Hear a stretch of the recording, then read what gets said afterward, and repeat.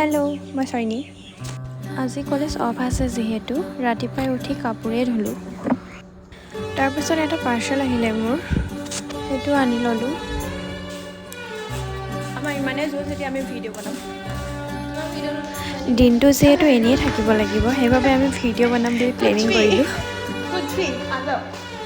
Get ready with us. কি পিন্ধিম দেখাই বিচাৰিব। কালি মোৰ ৰুমমেট বাই আনি দিছে, পিন্ধিব আকৌ দিব লাগিব। একো নহয়, নিদিওঁ মই কাটি দিম।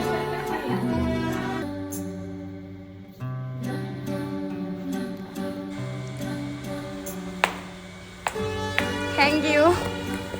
আকৌ এটা পাৰ্চেল আহিলে, কিন্তু এইটোৰ ওপৰত মই কেনেকৈ যাওঁ, ভণ্টিজনীকে সেইকাৰণে মই পঠালোঁ।